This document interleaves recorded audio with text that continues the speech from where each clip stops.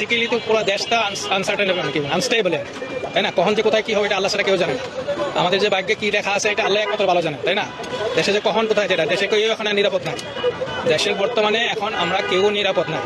আপনি বয়স্ক কথা বলেন, যারা মুক্তিযুদ্ধ দেখছে তারা বলেন, আর যারা আপনারা ইয়াং দিয়েছেন যারা দেখেন নাই তারা বলেন, সবাই একই অবস্থা। কথা বলছেন জিনিসপত্রের দাম থেকে আরম্ভ করে আমরা যে অবস্থায় আছি, এটা একমাত্র আল্লাহ যদি আমাদেরকে রক্ষা করেন, আল্লাহ যদি আমাদেরকে সহায় করেন, বুঝছেন, তাইলেই যদি আমরা এই দেশ বাঁচতে পারি। এখন দেশের অবস্থা যেটা, তাই না, দেশের যেটা আমরা মনে করেন যেটা 24 আমরা স্বাধীনতা এটা সম্পূর্ণ ভুল, ইতিহাসকে বিকৃত করার অবস্থা, তাই না?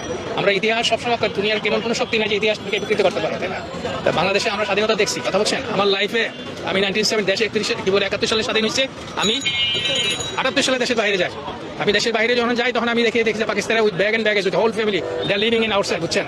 আমার মতন সাধারণ লোক দেশের বাইরে গিয়ে আমরা টাকা আর্ন করতে পারবো, এটা আমাদের কল্পনার বাইরে ছিল।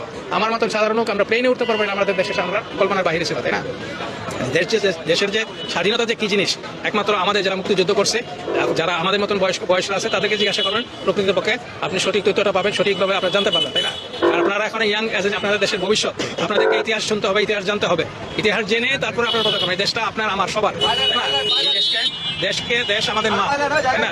আপনার মাকে যদি দেশকে এইখানে যে আপনি দাঁড়ায় আছেন, আমি যে দাঁড়ায় আছি কথা বলতেছি, এই স্বাধীনতা কিন্তু কোথাও নাই, তাই না? পৃথিবীর যে কোনো দেশে গিয়ে আপনি চেষ্টা করলে যখন বেশি যা খুশি তা করতে পারবেন না, এই দেশে আপনি করতে পারতেছেন, যেহেতু আপনার এই দেশের জন্ম, আপনি দেশ যেহেতু স্বাধীন দেশ, এই জন্য করতে পারতেছেন।